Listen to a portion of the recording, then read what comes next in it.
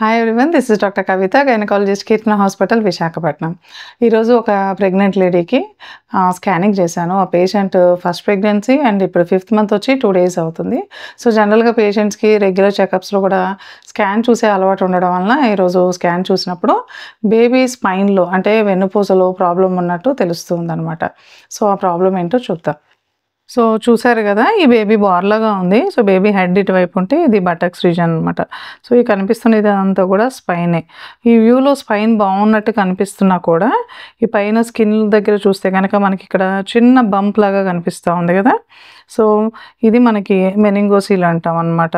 ఇదే బేబీ మనం ఇంకొక వ్యూలో చూస్తే స్పైన్లో ఉన్న డిఫెక్ట్ అనేది క్లియర్గా తెలుస్తుంది. సో ఈ బేబీని ఇంకొక వ్యూలో అనమాట. సో ఇది చూసారా, స్పైన్ అంతా కూడా సో యూనిఫామ్గా రెండు ఈక్వల్గా ఉండాల్సింది ఇక్కడ స్పైన్ డిస్టర్బ్ అయినట్టు క్లియర్గా తెలుస్తుంది అనమాట. ఇదేంటంటే స్పైనల్ డిస్ట్రాఫిజం అని ఒక కంప్లైంట్ కింద డయాగ్నోస్ చేస్తాం. చూసారు కదా, ఈ విధంగా బేబీ స్పైన్లో డిఫెక్ట్స్ కానీ రావడానికి మెయిన్ కామన్ రీజన్ ఏంటంటే ఫోలిక్ యాసిడ్ డెఫిషియన్సీ అనమాట.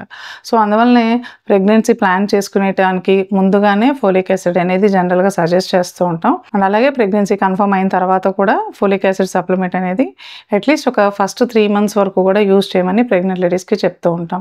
కానీ ఈ పేషెంట్ చేసిన మిస్టేక్ ఏంటంటే తను ప్రెగ్నెన్సీ ప్లానింగ్కి ముందు ఫోలిక్ యాసిడ్ తీసుకోలేదు, అలాగే ప్రెగ్నెన్సీ కన్ఫర్మ్ అయిన తర్వాత కూడా ఫోలిక్ యాసిడ్ సజెస్ట్ చేసినా కూడా వామిటింగ్స్ అవుతున్నాయని పూర్తిగా ఫోలిక్ యాసిడ్ టాబ్లెట్స్ అనేవి స్టాప్ చేసింది.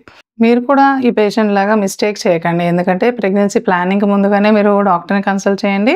అలాగే ప్రెగ్నెన్సీ కన్ఫర్మ్ అయిన తర్వాత వామిటింగ్స్ అవుతున్నా కూడా డాక్టర్ని కనుక కన్సల్ట్ చేస్తే చాలా రకాల మెడిసిన్స్ ఉంటాయి మీకు వామిటింగ్స్ కంట్రోల్ అవ్వడానికి. డిఫరెంట్ కాంబినేషన్స్లో మీకు మెడిసిన్స్ ఇచ్చి వామిటింగ్స్ కంట్రోల్ చేసే ప్రయత్నం చేస్తారు. ఒకవేళ వామిటింగ్స్ కంట్రోల్ అవ్వకపోయినా కూడా తప్పనిసరిగా ఫోలిక్ యాసిడ్ అనేది మీరు మిస్ అవ్వకుండా యూస్ చేయాల్సి ఉంటుంది.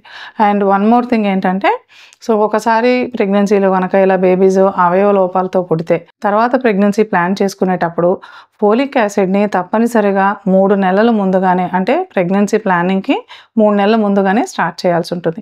అది కూడా high doses of folic acid తీసుకోవాలి. అంటే 5 mg డోస్లో మీరు ఫోలిక్ యాసిడ్ అది వాడాల్సి ఉంటుంది. ఈ విధంగా కనుక నెక్స్ట్ ప్రెగ్నెన్సీ ప్లానింగ్కి ముందు మీరు ఫోలిక్ యాసిడ్ తీసుకుంటే మళ్ళీ సేమ్ ఇలాంటి ప్రాబ్లమ్స్ రిపీట్ అవ్వకుండా ప్రెగ్నెన్సీలో చూసుకోవడానికి పాసిబుల్ అవుతుంది. I hope this information is useful to you. Share this information with your family and friends. Thank you.